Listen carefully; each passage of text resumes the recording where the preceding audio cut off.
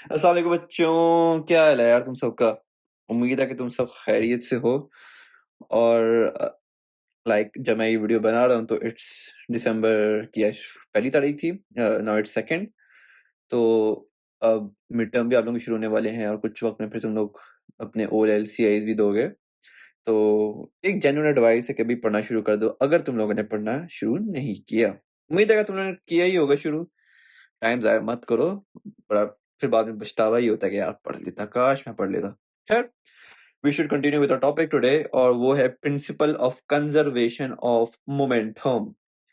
Momentum को conserve करने का जो प्रिंसिपल है, जो इसको सराउंड करता है, what does it stand for. ठीक है, और ये एक ब्रेक थ्रू था हमारा न्यूटोनियन मैकेनिक्स के अंदर, and this was very important. It was absolutely important, ठीक है, for the Newtonian mechanics. Basically ये एक बात को साबित करता है कि अगर मैं सिस्टम लूं, कोई भी सिस्टम लूं, यानी कि दो बॉडीज को कोलाइड, सिस्टम से मेरी मुराद है कि मैं कोई सिनेरियो लूं, ठीक है, यानी कि दो बॉल की कोलिजन हो गई या बॉल्स को दीवार पे मारना हो गया या दो गाड़ियों की टकराव हो गया या फिर एनी कोलिजन लूं मैं, ठीक है, ये बॉल को जमीन पे ठप्पा खा दिया बॉडी ने। तो अगर मैं कोई भी कोलिजन लूं और उसके अंदर मैं ये एज्यूम करूं कि जो बाहर से एक्सटर्नल फोर्सेस हैं दैट इज जीरो, यानी कि बाहर से कोई फोर्स नहीं लग रही। अगर एक सिस्टम है उसमें बाहर से फोर्स नहीं लग रही, उसमें कोई बाहर से मोमेंटम का चेंज नहीं करवा रही, बाहर से कोई भी एक्सटर्नल फैक्टर नहीं आ रहा, तो initial momentum before collision equals to final momentum after collision. ठीक है, total initial momentum is equals to total final momentum. ये बात principle of conservation of momentum state करती है, provided the system is closed. Close system का मतलब होता है कि एक्सटर्नल फोर्स जीरो है, एक्सटर्नल फोर्सेस जीरो। ठीक हो गया, एक्सटर्नल फोर्सेस जीरो है, यानी कि बाहर से कोई मोमेंटम का चेंज नहीं आ रहा, बाहर से कोई ऐसी फोर्स नहीं लग रही जो कि मोमेंटम को अंदर से चेंज करवा दे। That's what basically it means, right. ये होता है क्लोज्ड सिस्टम, यानी कि नो एक्सटर्नल फोर्सेस। इसकी इक्वेशन ये बनेगी यार, ऐसे कंसिडर कर लेते हैं, m1u1 plus m2u2 is equal to m1v1 plus m2v2, right. यानी कि दूसरे लफ्जों में ये होगा इनिशियल मोमेंटम, ये इनिशियल मोमेंटम, p मतलब मोमेंटम, i मतलब इनिशियल। ठीक है, इनिशियल मोमेंटम पहले ऑब्जेक्ट का, यानी कि वन ऑब्जेक्ट ए, राइट, मैं ऑब्जेक्ट ए ले रहा हूं, प्लस ऑब्जेक्ट बी का initial momentum, right? Initial momentum of the object B is equals to A of the final momentum plus B of the final momentum, right? यानी कि अगर मैं total final momentum निकाल दूं आफ्टर द कोलिजन और मैं total initial momentum before the collision निकाल दूं तो आंसर सेम आएगा। It will be same, it has to be same. This is basically principle of conservation of momentum. ठीक है, दोबारा, इनिशियल मोमेंटम टोटल निकालूं, मैं फाइनल मोमेंटम टोटल निकालूं तो आंसर इक्वल आएगा, हमेशा इक्वल आएगा, it has to be same. ठीक हो गया, कंसिडर कर लो एक सवाल, एक बेसिक सा सवाल है but it will clarify your concepts a little bit. एक ऑब्जेक्ट है, एक बॉल है, ठीक है, मैंने फेंकी 40 मीटर्स पर सेकेंड से, बड़ी तेज फेंकी है मैंने, और वो एक रेस्ट में पड़ी ऑब्जेक्ट को कोलाइड करती है। ठीक है, इट कोलाइड्स विद इट। तो एग्जामिनर हमसे पूछता है, यानी कि शेर में शायर कहना चाहता है कि हमें ढूंढ के दिखा दो, पहली ही सेकंड बॉल जो रेस्ट में पहले हुआ करती थी अब वो मोशन में आ गई, तो उसकी वेलोसिटी क्या है, हमसे शायर ये पूछ रहा है। ठीक है, व्हाट इज द वेलोसिटी। हाँ, जो पहले ऑब्जेक्ट था उसकी अब जो वेलोसिटी है that is 20 metres per second. ठीक है, 20 मीटर्स पर सेकंड है अब, आफ्टर द कोलिजन, यानी कि 40 से डिक्रीज होकर 20 हो गई। और अब ये ऑब्जेक्ट जो पहले रेस्ट में था अब वो मोशन में आ गया और उसकी वेलोसिटी हमसे ये शायर पूछ रहा है कि वेलोसिटी क्या है भैया, निकाल के हमें दिखा दो अगर तुम्हारे अंदर दम है। ठीक है, तो आओ निकालते हैं हम लोग। तो हम सबसे पहले अपनी प्यारी सी इक्वेशन लगा देते हैं, m1u1 plus m2u2 is equal to m1v1 plus m2v2। ठीक हो गया, ये हमारा चीट कोड है। सो व्हाट्स द इनिशियल, यानी कि अगर मैं ये ऑब्जेक्ट ए लेता हूं, right, this is my object A, ये रहा मेरा ऑब्जेक्ट बी, राइट। ठीक हो गया, तो ये रहा मेरा object A, this is the mass and this is the velocity. हमने मार्क कर रहे हैं ताकि आपको इजी हो जाए। This is the mass of the second object, this is the velocity of the second object which is at rest, यानी कि वेलोसिटी बेसिकली जीरो है। U stands for initial velocity, right? This is the mass, and this is the new velocity, and this is the mass, and this is the velocity which we have to find. Okay? So 0.2 times 40 plus 0.4 times 0 is equals to 0.2 times 20 plus 0.4 times velocity v, जिसको हमने basically निकालना है। 0.2 times 40 is equals to 8 plus 0 answer आएगा, क्योंकि 0.4 times 0 0 ही होता है भाई। अब क्या ये भी समझाने बैठ जाऊं मैं तुम लोगों को? फेल होना तुम लोगों ने दिल, तुम लोगों को फेल होने का दिल है भाई, ठीक है। 4 plus 0.4 times v, right? 0.2 times 24 होता है, तो 8 minus 4 divided by 0.4 is equals to velocity. तो 4 divided by 0.4 is equals to velocity v. Velocity v comes out to be 10 meters per second. यानी कि दूसरे लफ्जों में 10 meters per second से आपका सेकंड ऑब्जेक्ट जो पहले रेस्ट में था, अब वो कोलिजन के बाद 10 meters per second से आगे जा रहा है। इसका मतलब ये है, ठीक हो गया? एक और सवाल है, नीचे आ जाओ। ये दो ब्लॉक्स हैं, ठीक है, रेक्टेंगुलर ब्लॉक्स हैं, ये एक दूसरे को कोलाइड कर रहे हैं और हमें पहले इनिशियल मोमेंटम वैसे दे दिया गया है। अच्छा, फाइनल में, हाँ ठीक है, हमें इनिशियल वेलोसिटी दे दी गई है दोनों ऑब्जेक्ट्स की, और हमें फाइनल वेलोसिटी एक ही दी गई है और एक ही नहीं दी गई, तो हमसे वही निकलवा रहा है। तो this is my A, this is my A, and this is my B, right? This is my B. बड़ा गंदा मैंने बी लिखा है। हाँ, अब सही है। अब ये भी फाड़ेगी, ये दोबारा करेगी, मजा तो है, चस तो है। हाँ, ये सही है, ठीक है। तो प्यारी सी इक्वेशन हमारी, ये हमारा चीट कोड है आज का। M2U2 is equals to M1V1 plus M2V2 equals to, मजा तो, हाँ आप सही है, ठीक है। So this is my mass and this is my velocity. This is my mass and this is my velocity. This is my mass and this is my velocity. This is my mass and this is my velocity. ठीक है, आ जाओ। बड़ा मैंने अजीब से लिख रहे हैं, चलो देख लो तुम लोग। 0.3 times 3 plus 0.4 times 2 is equals to 0.3 times 2.5 plus 0.4 times velocity v, जिसको हमने अब फाइंड आउट करना है अच्छे बच्चों की तरह। 0.9 plus 0.8 0.75 plus 0.4 times v, right? 0.9 plus 0.8 मैं 0.575 को यहाँ पर लेके जाके माइनस करने लगा हूं, right? Now this will come out to be approximately, मैं सीधा डिवाइड भी इधर से ही सीधे डिवाइड करते हैं यार, क्या अब लंबा कहाँ करूँ मैं इधर। तो velocity will come out to be approximately 2.375 meters per second, यानी कि 2.375 meters per second से ये ऑब्जेक्ट आपका आफ्टर द कोलिजन, जिसकी पहले वेलोसिटी 2 थी, अब वो थोड़ी सी बढ़ के 2.375 हो गई है, यानी कि 0.375 का इंक्रीमेंट आ गया है वेलोसिटी में after the collision for the object B, after the rectangular block B, right? Consider करो एक और सवाल। एक ये छोटी सी बॉल है, ठीक है, it's like a rectangular ball जिसका मास 5 kg है और उसकी वेलोसिटी 10 है, और यहाँ पे एक और ऑब्जेक्ट है जिसकी 1 kg का मास है और इसकी initial velocity which is 0, right? ये सब मैं यहाँ पे लिखी नहीं हुई, इनिशियल वेलोसिटी 0 है, ठीक है। दूसरा ऑब्जेक्ट जिसकी वेलोसिटी तो हमने फाइंड आउट करनी है, लेकिन उसका मास 5 kg है और 1 kg वेट और 10 मीटर पर सेकंड से वो आगे जा रही है आफ्टर द कोलिजन, ठीक हो गया? यानी कि पहले रेस्ट पे थी, after the collision it has a motion, it has a velocity of 10 metres per second और उसका मास 1 kg। तो हमसे एग्जामिनर पूछ रहा है कि ये जो वेलोसिटी v है इसे फाइंड आउट करके दिखाएं। तो टोटल मोमेंटम बिफोर कोलिजन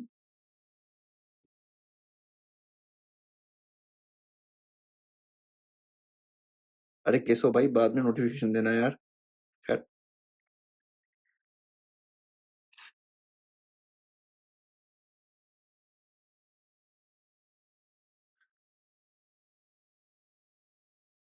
अच्छा, अगर तुम लोगों ने नोटिफिकेशन ऊपर देखी थी तो बेसिकली हाँ मैं लाइव स्ट्रीम्स देखता हूँ केसो की। केसो बेसिकली स्ट्रीमर है, बड़ा मजे का है and I enjoy him very much, you know, I like him.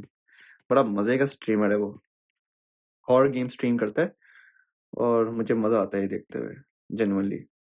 खैर बैक टू द टॉपिक। मैंने अपनी पहली इक्वेशन लिख दी है और तुम लोग अब मैथ्स कंसिडर खुद ही कर लो। ये ए हो गया, ये बी हो गया, this is my A and this is my B. ठीक है, खुद ही कंसिडर कर लो, तो इजी सा हो गया है। 5 इंटू टाइम्स 10 प्लस 1 टाइम्स 0, क्योंकि इनिशियल वेलोसिटी 0 थी for 1 kg object. 5 times v plus 1 times 10, right? That will come out to be 50 is equals to 5v plus 10, 40 divided by 5, and v comes out to be 8 meters per second। यानी कि पहले जब वो rest में थी तो अब उसकी जो वेलोसिटी है that is approximately, oh sorry, पहले इसकी जो 10 मीटर पर सेकंड की जो वेलोसिटी है नाउ इट इज अप्रोक्सीमेटली 8, यानी कि वो थोड़ी सी डिक्रीज हो चुकी है। तो वो अब हमसे एग्जामिनर बेसिकली निकाल चुका है हमसे final velocity of the first object A after the collision, which is now 8। आ जाओ नीचे हमसे। Show that momentum is conserve in the collision. ठीक हो गया, ये दो ट्रॉलीज हैं, ये एक दूसरे से टक्कर खा रही हैं, एक दूसरे को मार कुटाई कर रही हैं, दो ट्रॉलियां। ठीक हो गया। एक ए, अच्छा इसमें अच्छी बात है कि आपको पहले से मेंशन कर दिया ए बी, ताकि अब थोड़ी सी ए लिख के बड़ी अजीब सी वाइब सी आ रही थी मुझे लिखते हुए। इनिशियल वेलोसिटी ए की है 3, बी की है 0, यानी कि वो रेस्ट में है। ए की आफ्टर द कोलिजन ए की 0.8 kg मैस है, और बी का जो मैस है वो तो खैर उसके ऊपर एक लोड भी रखा हुआ है, which makes it's total mess approximately 1.6 kilograms. Total velocity अब इन दोनों की 1 है। देखो ये दोनों ऑब्जेक्ट अब एक दूसरे से मिल चुके हैं, ठीक है, ये दोनों ऑब्जेक्ट मिल चुके हैं, इनकी जो अब वेलोसिटी है दैट इज कॉमन। ये कॉमन वेलोसिटी का केस है, इन दोनों की वेलोसिटी कॉमन होनी है, सेम वेलोसिटी है, ठीक है। तो हमसे पूछा क्या है, मोमेंटम कंजर्व्ड है, ये तो तुमने principal of conservation of momentum में पढ़ के आए हो, साबित करके दिखाओ। मतलब वो हमसे अब डंके की चोट पे पूछ रहा है भाई, साबित करके दिखाओ। तो इसकी यानी कि initial momentum is equal to final momentum. ठीक हो गया। तो इनिशियल मोमेंटम टोटल निकालते हैं, ठीक हो गया। 0.8 टाइम्स 3 प्लस 0.8 प्लस 0.8 यानी कि 1.6। अब ये total this will be 1.6, this is not 0.8 alone, ये 1.6 है। अब क्योंकि 0.8 उसके ऊपर 0.8 का लोड अलग से रखा हुआ है, that comes out to be 1.6 now, all together it is 1.6। Velocity 0, ठीक हो गया, वेलोसिटी 0 है। फाइनल मोमेंटम क्या है, 0.8 प्लस 0.8 प्लस 0.8 यानी कि 2.4। आसान लफ्जों में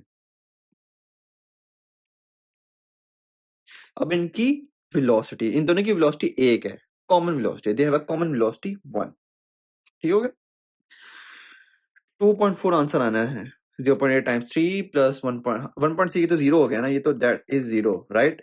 0.8 टाइम्स 3 2.4 होता है, इज इक्वल टू 2.4 टाइम्स 1 2.4। तो ये आंसर साबित आ गया कि जब मैंने total final moment initial momentum निकाला और टोटल मैंने फाइनल मोमेंटम निकाला, दोनों ने आंसर सेम दिया मुझे, यानी कि momentum is conserved and this is proved. Okay okay boys, hello boys, बा बॉयज, बैड बॉयज। तुम लोग नहीं देखी वैसे बैड बॉयज मूवी? बड़ी मजे की मूवी थी यार वो। कोई सवाल रह तो नहीं गया?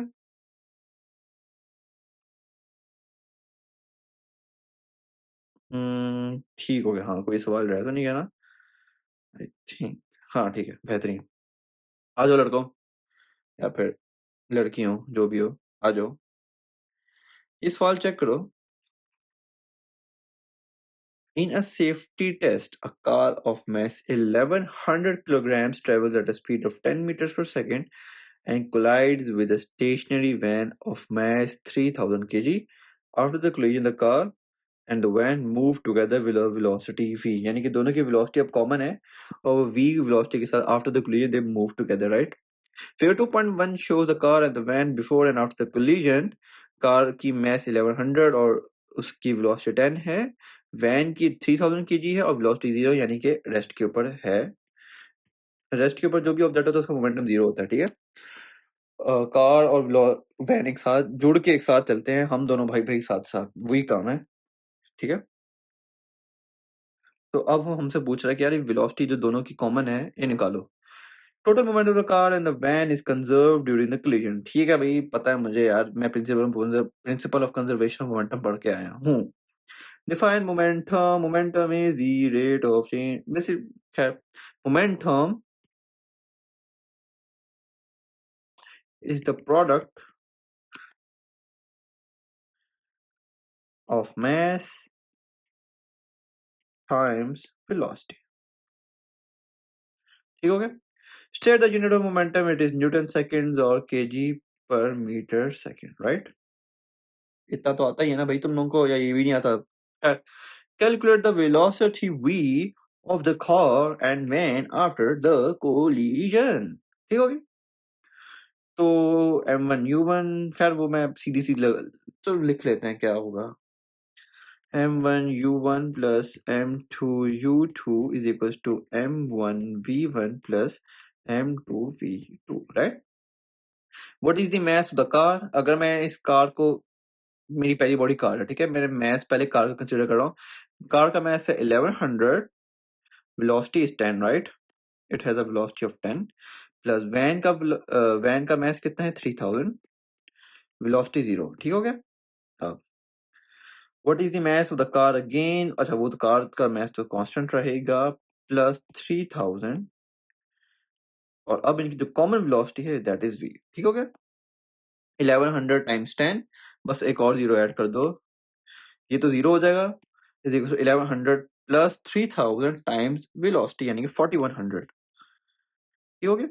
Velocity comes out to be approximately 2.68 meters per second,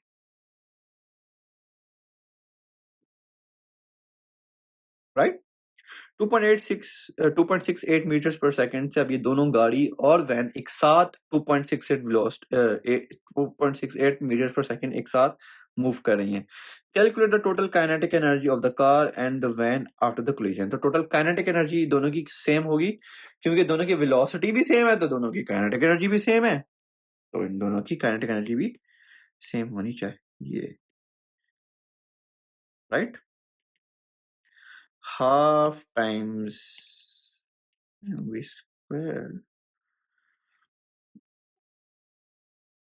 what is the velocity v, and that is 2.68 meters per second square। ठीक है। स्क्वायर तुम्हें पता होना चाहिए, वेलोसिटी का स्क्वायर इस फॉर्मूले में आता होता है। वैसे हम लोग इसको मजीद देखेंगे जब हम पढ़ेंगे पावर और एनर्जी वगैरह, तो अभी घबराओ मत, ये सिंपल एक फॉर्मूला है, कोई इस वक्त फिलहाल तो फॉर्मूला है, कोई भी घबराने की बात नहीं है, आसान सी चीज है। 14723.92 joules.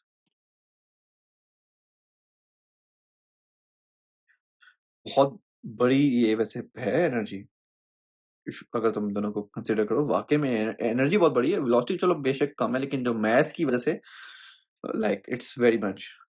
State the transfer of energy that occurs in the collision.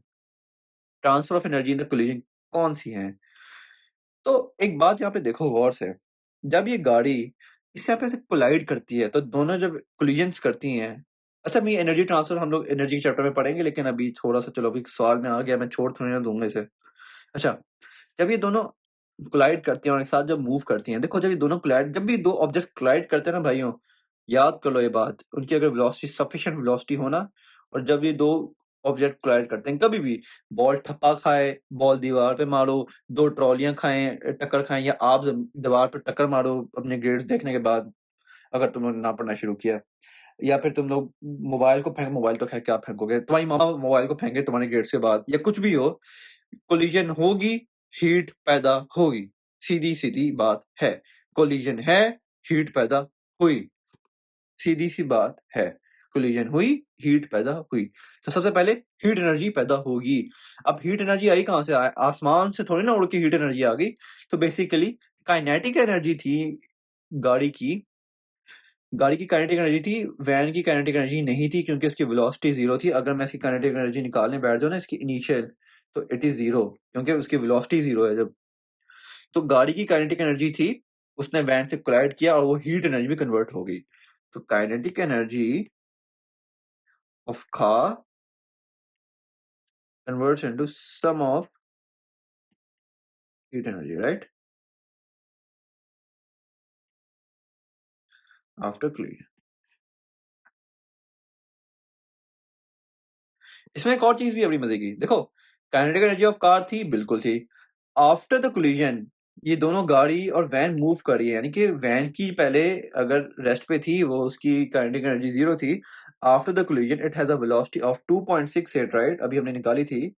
यानी कि पहले अगर इसकी काइनेटिक एनर्जी जीरो थी और अब इसकी काइनेटिक वेलोसिटी, पहले इसकी काइनेटिक एनर्जी जीरो थी और वेलोसिटी जीरो थी, और अब इसकी काइनेटिक एनर्जी है और वेलोसिटी 2.68 मीटर्स पर सेकंड है। तो इसका मतलब ये भी है कि गाड़ी की जो kinetic energy that also changed into some of the kinetic energy of the van.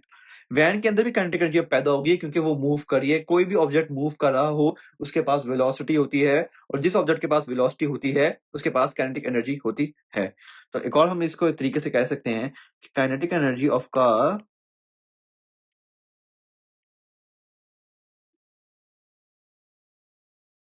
Kinetic energy of van.